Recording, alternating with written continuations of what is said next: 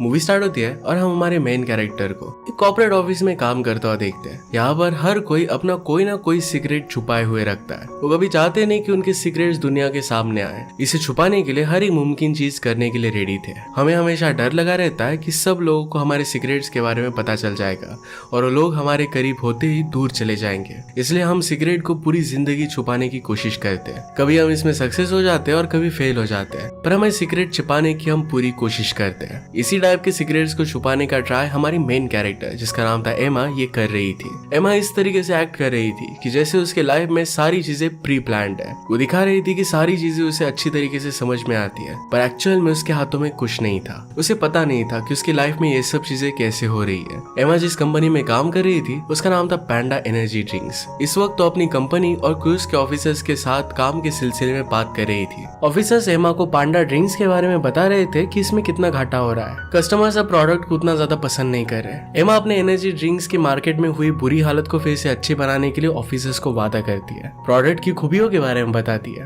उन्हें बताती है कि चेंजेस करने के बाद किस तरीके से लोग इसे पसंद करने लगेंगे। वो ड्रिंक को डेमोन्स्ट्रेट करने के लिए इसे ओपन कर दिखा रही थी। उसमें से सोडा बाहर निकल आता है क्योंकि ज्यादा गैस हो गई थी। ये ड्रिंक उन ऑफिसर पर गिर जाता है। एमा इस बात से बहुत डर जाती है। तो ऑफिसर्स को रिक्वेस्ट करती है कि प्लीज इसके बारे में मेरे बॉस को कंप्लेन मत करना। इसके बाद हम देखते हैं कि एयरपोर्ट की वेटिंग एरिया में एमा बैठी हुई थी और उसे लिसी का कॉल आता है। जो भी हुआ था इस सब के बारे में एमा उसे बताती है। लिसी उसकी बहुत ही खास फ्रेंड थी, साथ में उसकी रूममेट भी थी। लिजी को पता था कि एमा को प्लेन में बैठने से बहुत डर लगता है और इसी वजह से उसे इनकरेज वो कर रही थी। वो कहती कि हजारों लोग एक टाइम पर फ्लाइट से सफर करते हैं, तुम्हें डरने की कोई भी जरूरत नहीं है। बाद में हम देखते हैं कि एमा अपना चेक इन करवाती है। अपनी सीट पर जाकर बैठ गए। उसे विंडो सीट मिली थी तो उसे बहुत अच्छा लगता है। एयर स्टाफ उसे शैंपेन की ग्लास ऑफर करता है। इसे वो एंजॉय कर रही थी। उसकी सीट के पास एक आदमी आकर बैठ जाता है। इसका नाम था हार्पर। यह हमारी मूवी का और एक मेन कैरेक्टर है। वो फोन पर बात कर रहा था। एमा उसे ग्रीट करती है पर वो कहता है कि बाद में मैं तुमसे बात करता हूँ। अपने शैंपेन को एंजॉय कर रही थी। इसके बाद प्लेन टेक ऑफ हो जाता है। एमा ने अपने पैर आगे की सीट पर ऊपर चढ़ा लिए थे। स्टाफ उसे कहता है कि अलाउड नहीं है। स्टाफ हार्पर को भी ग्रीट करता है। तभी प्लेन में एक जोर से झटका लगा। इससे एमा बहुत ज्यादा डर जाती है। एमा कहती है कि क्या हम किसी चीज से टकरा गए। स्टाफ कहता है कि कोई भी डरने की बात नहीं है, सब कुछ नॉर्मल है। उसे सीट बेल्ट लगाने के लिए कहते हैं। एमा और भी ज्यादा डर गई थी। हार्पर एमा को काम करने का ट्राई करता है। उसे कहता है कि सिर्फ एयर टर्बुलेंस है, इसमें डरने की उतनी ज्यादा कुछ बात नहीं है। एमा कहती है कि मैंने सुना है कि ये बहुत खतरनाक हो सकता है। मैंने अब तक लाइफ में बहुत सारी चीजें नहीं की है। मुझे माउंटेन्स चढ़ने हैं। मैंने अब तक अपनी बॉडी पर कोई टैटू नहीं किया है। अब तक सेक्सुअली वो सेटिस्फाइड भी नहीं हुई है। ये सब बातें कहना बहुत ही वियर्ड था, पर एमा बहुत डरी हुई थी और इसी वजह से हार्पर को सब कुछ बता रही थी। एमा को रियलाइज होता है कि अनअप्रोप्रिएट है और इसके लिए वो माफी मांगती है। एरोप्लेन में बैठे सब लोग झटकों की वजह से काफी डरे हुए थे और एमा भी बहुत डरी हुई थी। हार्पर उसे कहता है तुम अपनी बातें करती रहो, इससे तुम्हें जरा अच्छा लगेगा। एमा उसे अपने डर के बारे में बताती है कि उसे लग रहा है कि शायद उसका पूरा करियर अब खत्म हो जाएगा क्योंकि क्लाइंट के साथ उसकी मीटिंग उतनी अच्छी गई नहीं थी। उसे लगता है कि अब उसकी फ्रेंड को प्रमोशन मिल जाएगा और दूसरों के लिए उसे काम करना पड़ेगा। वो अपने फेवरेट मूवी के बारे में, अपने बॉयफ्रेंड के बारे में सारी इंटीमेट डिटेल्स बता रही थी। ये सब बताते हुए उसे कुछ भी आइडिया नहीं था कि जिस कंपनी में वो काम कर रही है एक्चुअल में उसका बॉस हार्पर ही है। ये सब जब वो बता रही थी तो थोड़ी देर में हार्पर उसे रोक देता है क्योंकि उनका प्लेन अब लैंड हो चुका था। बहुत टाइम से टर्बुलेंस भी नहीं था, पर फिर भी एमा उसे सब कुछ बता रही थी तो हार्पर सुन रहा था। ये बात जब एमा रियलाइज करती है कि हार्पर ने उसे रोका नहीं, तो इस बात से वो बहुत ज्यादा गुस्सा हो जाती है। हार्पर कहता है कि मुझे लगा कि ये सब बताने से तुम्हारा मन हल्का हो जाएगा, इसी वजह से मैं तुम्हें रोकना नहीं चाहता था। उसे गुस्सा होकर वहां से निकल जाती है। एयरपोर्ट पर उसका बॉयफ्रेंड कॉनर उसे लेने के लिए आया हुआ था। कॉनर को उसकी काफी चिंता हो रही थी क्योंकि उसे पता था कि एमा को टर्बुलेंस से बहुत डर लगता है। एमा ने उसे मैसेज भी कर दिया था क्या शायद मेरी जान जा सकती है और इसी वजह से उसके लिए वो बहुत ही वरीड था। कॉनर उसे मिलने के बाद उसे कहता है कि हमें अब अपनी रिलेशनशिप को जरा आगे बढ़ाना चाहिए। कॉनर ये सब दूर से देख रहा था। इसके बाद हम देखते हैं कि कॉनर और एमा ये दोनों साथ में रहने लग गए थे। मॉर्निंग में कॉनर एमा को देखता है और सोते हुए उसे तारीफ करता है। एमा को अपने नए कॉफी ब्लेंड के बारे में बताता है। वो उसके लिए स्पेशल कॉफी बना कर देता है। इससे दोनों बहुत एंजॉय करते हैं। इसके बाद हम देखते हैं कि एमा अपने कलीग 3 के साथ थी। वो कंपनी में साथ में काम कर रहे थे। 3 अपने पर्सनल प्रॉब्लम्स के बारे में उसे बता रहा था। जैसे ऑफिस पहुंचते तो सब लोग भाग रहे थे, सारी चीजों को अच्छे से अरेंज कर रहे थे। ऑफिस के एक आदमी से पूछने के बाद उसे बताता है कि आज यहाँ पर सीईओ आने वाले हैं और उनके लिए सब कुछ ठीक किया जा रहा है। इस सब के बीच एमा को उसकी मैनेजर बुलाती है। उसे पूछती है, क्या तुम अपनी दवाई लेना भूल गई थी? किस तरीके से तुमने ऑफिसर्स के ऊपर ड्रिंक गिरा दिया? एमा अपने आप को एक्सप्लेन कर रही थी। मैनेजर उसे कहती है कि अब यहाँ पर सीईओ आने वाले हैं और इस तरीके से गलतियां फिर से होनी नहीं चाहिए, तुम्हें जॉब से निकाल दूंगी। जब एमा देखती है कि यहाँ पर हार्पर आ चुका है और वही कंपनी का सीईओ है तो इस बात से वो शॉक हो जाती है। उसने फिर खुद को कंट्रोल किया और मैनेजर के साथ ग्रीट किया। मैनेजर सब लोगों को एक एक कर इंट्रोड्यूस करवा रही थी। वो हार्पर को एमा को भी इंट्रोड्यूस करती है। एमा के बारे में थोड़ी सी वो मैनेजर से बातचीत करता है और फिर उससे पूछता है कि यहाँ की कॉफी कैसी है, क्योंकि एमा ने प्लेन में कहा था कि उसके ऑफिस में कॉफी बहुत ही घटिया मिलती है। इस बात से एमा को बहुत ही ऑकवर्ड लगता है। वो कॉफी की बहुत तारीफ करती है। यहाँ पर हार्पर से बात कर सब लोग उसे इम्प्रेस करने की कोशिश कर रहे थे। इसके बाद एमा हार्पर को ऑफिस में मिलने के लिए जाती है। उसे बताती है कि जो भी हुआ एक कोइंसिडेंस था, वो इस बात को भूलना चाहती थी। वो कहती है कि मुझे पता नहीं था कि आप ही हमारी कंपनी के सीईओ, उससे कुछ भी गलती हो गई होगी तो इसके लिए वो माफी मांगती है और कहती है कि प्लीज मुझे जॉब से मत निकालिएगा। हार्पर उसे भरोसा दिलवाता है कि उसे जॉब से नहीं निकालेगा। इस बात को ज्यादा सीरियसनेस से नहीं देखता। वो इस बात को सीक्रेट रखने के लिए कहता है कि किस तरीके से वो दोनों शिकागो में मिले थे।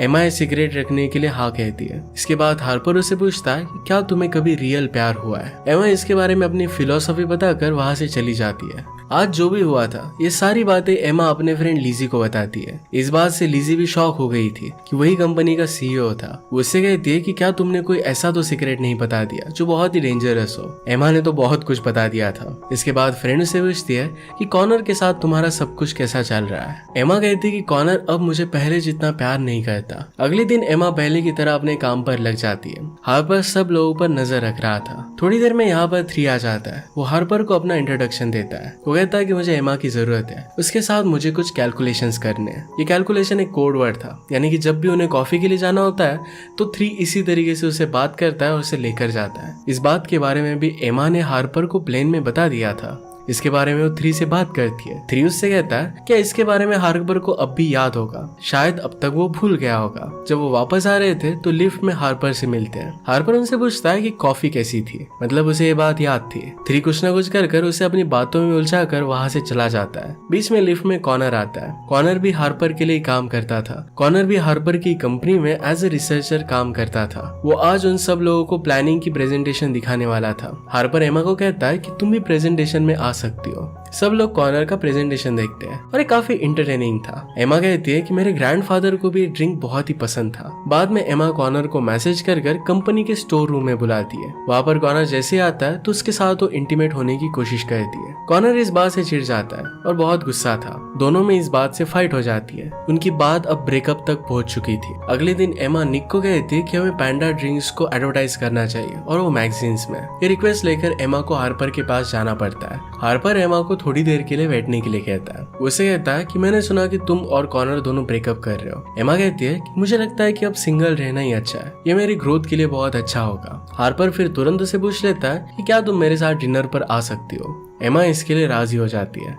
दोनों डिनर पर जाने के लिए रेडी हो जाते हैं। एमा लिसी से एक क्लब के पीछे के दरवाजे की चाबी ले लेती है। दोनों वहां छुपकर एंट्री लेने वाले थे, पर इसमें वो पकड़े जाते हैं। उनका प्लान फेल हो चुका था और उन्हें अब भूख लगी थी। वो दोनों फिर एक जगह पर पार्सल लेते हैं। एक लेक के पास किनारे पर बैठ कर इसे एंजॉय करते हैं। दोनों एक दूसरे से बात कर रहे थे और बातों बातों में एक दूसरे के करीब आते हैं और किस करते हैं। हार्पर को तभी कॉल आता है। शिकागो वापस आने की किसी से वो बात कर रहा था। बात खत्म होने के बाद वो एमा के पास वापस आया। एमा उसे परेशान देख कर कहती है, क्या तुम्हें मैं कोई हेल्प कर सकती हो? हार्पर कहता है कि ये बातें जरा कॉम्प्लिकेटेड है। दोनों बात कर रहे थे कि किस तरीके से हार्पर को एमा की हर एक बात याद है। एमा को अपनी लाइफ बोरिंग है, पर हार्पर को बहुत एक्साइटिंग लगती है। वो कहता है कि तुम्हारी बातों में मैं हमेशा खो जाता हूँ। इसके बाद वो दोनों करीब आ जाते हैं, किस कहते हैं। वहां से निकलकर फिर एक होटल में आकर वो दोनों इंटीमेट हो गए। इसके बाद हम देखते हैं कि एमा और हार्पर एक दूसरे के साथ बहुत अच्छे से टाइम स्पेंड करते हैं। एक दिन ऑफिस में एमा अपने फोन पर हार्पर के साथ जो भी खुशी के पल उसने बिताए इसके पिक्स वो देख रही थी। मैनेजर फिर सब लोगों को बुलाती है और कहती है कि आज हमारे सीईओ हार्पर का इंटरव्यू है। सब लोग इसे मिलकर देखने का प्लान बनाते हैं। इंटरव्यू में हार्पर को पूछा जाता है कि किस तरीके से उसकी ब्रदर की डेथ के बाद उसने स्ट्रगल किया। इस सब के बारे में वो डिस्कस करता है और फिर अपने ड्रीम्स के बारे में बताता है। अब उनके ड्रीम्स के न्यू टाइप्स अलग अलग न्यू मार्केट में आए हुए थे। इंटरव्यूअर इसके इंस्पिरेशन के बारे में उससे पूछती है। हार्पर यहाँ पर एमा के बारे में बता रहा था, पर एमा का नाम वो चेंज कर देता है। एमा के बारे में उसे जो भी चीजें अच्छी लगती थी कि बिना फुटवेयर के चलना, हेयर पर सिंपल सा फ्लावर लगाना, हमेशा खुद को इनसिक्योर फील कराते रहना, बेवजह रोना और ऐसे अलग अलग बातों के बारे में वो बता रहा था। ये चीजें तो बहुत ही रोमांटिक थी, पर वो बहुत कुछ बोल देता है और इससे सब लोगों को पता चल जाता है कि वो एमा के बारे में बता रहा था। ये शो लाइव था और इसी वजह से कुछ भी कट नहीं हो पाता। ऑफिस के सब लोगों को पता चल जाता है कि हार्पर और एमा एक साथ है। एमा को फिर लोग चिढ़ाने लग जाते हैं। ये सब सुनते हुए एमा बीच में रोते हुए वहाँ से चली जाती है। एमा घर आकर लिज़ी के पास आती है और उसे सब कुछ बताती है। लिज़ी उसे शांत करने की कोशिश करती है। एमा को फिर हार्पर का कॉल आता है। एमा हार्पर को कॉल पर बहुत भला बुरा सुनाती है। लिज़ी और उसकी दूसरी फ्रेंड उसे कहती है कि हार्पर ने जिस तरीके से तुम्हारे सीक्रेट्स के बारे में बता दिया, क्या तुम्हें भी हार्पर के सीक्रेट के बारे में पता है? एमा कहती है कि मुझे उसके बारे में ज्यादा कुछ भी पता नहीं है। वो एक्सेप्ट करती है कि उनकी रिलेशनशिप एक तरफा है। एमा 3 को वहां से जाने के लिए मना करती है, पर फिर भी 3 वहां से चला जाता है क्योंकि उसे लगता है कि हार्पर के साथ एमा को प्राइवेट बात करनी होगी। हार्पर एमा को सॉरी कहता है। एमा को सारी चीजों की वजह से बहुत बुरा लगा था, इस वजह से उसे माफ नहीं कर सकती थी। वो कहती कि मैंने तुम्हें सारी मेरी प्राइवेट बातें बताई थी, तुमने रिवील क्यों की? लोगों ने मुझे इस बात से बहुत क्रिटिसाइज किया। एमा कहती कि तुम अपने बारे में कुछ भी बताते नहीं, या तुम्हें लगता है कि तुम्हारे सीक्रेट दूसरों के कंपैरिजन में ज्यादा इंपॉर्टेंट है। हार्पर कहता है कि मेरे सीक्रेट्स को लेकर मैं किसी पर भी ट्रस्ट नहीं कर सकता, इसी वजह से वो किसी को भी नहीं बताता। इसके बाद हम देखते हैं कि ड्रिंक के लिए मैगजीन में जो एडवर्टाइजमेंट दी गई थी ये सक्सेसफुल हो जाती है। इसका क्रेडिट निक खुद ले लेता है। इस बात से एमा गुस्सा हो जाती है और सारी बातें मैनेजर को बताती है। वो कहती है कि ये सब आइडिया मेरा था और मुझे इसका क्रेडिट मिलना चाहिए। एमा अपनी सक्सेस के लिए प्रमोशन की रिक्वेस्ट करती है। मैनेजर को उसका काम बहुत अच्छा लगा था और इसके लिए वो मान जाती है। प्रमोशन मिलने के बाद एमा की कलीग्स उसे कहती है कि हार्पर के साथ वो रिलेशनशिप में थी और इसी वजह से उसे प्रमोशन मिला। इसी तरीके की बातें सब लोग कर रहे थे। मैनेजर फिर एमा को कहती है कि सब लोग तुम्हें ऐसा ही कहेंगे, पर हमें पता है कि तुम बहुत ही हार्ड वर्किंग हो और तुम्हारे टैलेंट की वजह से ही तुम्हें प्रमोशन मिला है। तुम्हें बाकी लोगों के बारे में ज्यादा सोचना नहीं चाहिए। नेक्स्ट सीन में हम देखते हैं एमा की फ्रेंड लिज़ी का परफॉर्मेंस था। एमा वहां पर गई तो बैक स्टेज पर लिज़ी कंबल पहने हुए पड़ी हुई। उसे परफॉर्मेंस देने से डर लग रहा था। एमा उसे परफॉर्मेंस के लिए इंकरेज करती है। ऑडियंस में जाकर वो बैठ जाती है। तभी वहां पर हार्पर आता है। हार्पर उसे कहता है कि मैं तुम्हें अपनी जिंदगी का सबसे बड़ा सीक्रेट बताता हूँ। वो कहता है कि वहां पर एक छोटी सी लड़की है, उसे मैं मिलने के लिए जाता हूँ। मैं हमेशा उसका ख्याल रखता हूँ। वो चाहता है कि उसकी वजह से उस छोटी लड़की की फ्यूचर में कोई भी प्रॉब्लम ना हो। इसका मतलब है वो एक्चुअल में उस लड़की का फादर था। ये बात उसने सब लोगों से छुपा कर रखी थी। वो अपनी बेटी की रिस्पॉन्सिबिलिटी से भागना नहीं चाहता था और इसी वजह से हमेशा उससे विजिट करता रहता था। शायद उसकी बेटी की मदर और हार्पर के बीच में रिलेशनशिप उतनी अच्छी नहीं थी और इसी वजह से अपनी बेटी का फिर भी वो ख्याल रखा करता था। एमा को ये बात समझ में आती है। हार्पर वहां से जाने लगता है, पर एमा उसे परफॉर्मेंस के लिए रोक लेती है। दोनों साथ में लिज़ी का परफॉर्मेंस देखते हैं और लिज़ी ने बहुत अच्छे से परफॉर्म किया। परफॉर्मेंस के बाद हार्पर एमा की तारीफ करता है। एमा फिर हार्पर को वहां से भेज देती है। वो लिज़ी से मिलने के लिए आई और उससे कहती है कि हार्पर ने अपनी लाइफ का सबसे बड़ा सीक्रेट मुझे बता दिया है ताकि मैं उससे ट्रस्ट कर पाऊं। दोनों जब इसके बारे में बात कर रहे थे तो उनकी बात एक फेमस रिपोर्टर सुन रहा था। वो डायरेक्टली जाकर एमा को हार्पर के सीक्रेट के बारे में बताने के लिए कहता है। वो कहता है कि इसके लिए मैं तुम्हें बहुत सारे पैसे दूंगा। एमा इस बात के लिए मना कर देती है। तभी वहां पर हार्पर आ गया तो रिपोर्टर एमा को छोड़कर हार्पर को डायरेक्टली सवाल पूछने लगता है। हार्पर इस बात को टाल देता है। वहां से फिर वो निकल गया। एमा से गुस्सा हो जाता है। उसे लगता है कि शायद एमा ने रिपोर्टर को बताया था। एमा उसे समझाने के लिए जाती है, पर हार्पर उस पर काफी गुस्सा हो जाता है। हार्पर कहता है कि मैंने सिर्फ तुम्हें एक सीक्रेट रखने के लिए कहा था और तुमने सब कुछ रिवील कर दिया। एमा इस बात से काफी मायूस हो गई थी। हार्पर फ्लाइट में था और तभी वहां पर एमा भी आ जाती है। उसे कहती कि जब वो उससे मिली थी तो उसके लाइफ के कितने अच्छे पल थे, जब तुमने मेरे सारे सीक्रेट रिवील्स कर दिए थे, पर फिर भी मैं कहीं पर भी नहीं की क्योंकि मुझे पता था कि तुम दिल से बहुत अच्छे हो। जिस सीट पर वो बैठी हुई थी वहां पर एक पैसेंजर आ जाता है। हार्पर से उसे दूर जाना पड़ता है। वो अपनी सीट पर जाकर बैठ जाती है और फिर हार्पर को रियलाइज होता है कि सब एमा की गलती नहीं है। वो खड़ा होकर एमा की सीट के पास जाकर बैठ जाता है और उसे अपनी लाइफ के बारे में सब कुछ बताने लग जाता है। जिस तरीके से एमा ने उसे अपने सीक्रेट्स बताए थे सब कुछ उसे बता देता है। दोनों फिर एक दूसरे को माफ कर देते हैं। हार्पर उसे बताता है कि किस तरीके से उसके आने के बाद उसकी पूरी लाइफ चेंज हो गई। वो कहता है कि मैं तुम्हारे प्यार में पूरा डूब चुका हूँ। एमा कहती है कि मैं भी तुमसे बहुत प्यार करती हूँ। वो दोनों एक दूसरे को किस करते हैं और इसी के साथ ये मूवी एंड हो जाती है। अगर आपका एक्सप्लेनेशन अच्छा लगा तो प्लीज लाइक और कमेंट जरूर कर दीजिएगा। बहुत सारी मूवीज लेकर आते रहता हूँ, तो प्लीज चैनल को सब्सक्राइब कर दीजिए और बेल नोटिफिकेशन आइकन दबाना मत भूलिएगा। फिर से मिलेंगे और नए के साथ, तब तक के लिए थैंक यू और आप अपने आप का ख्याल रखिए।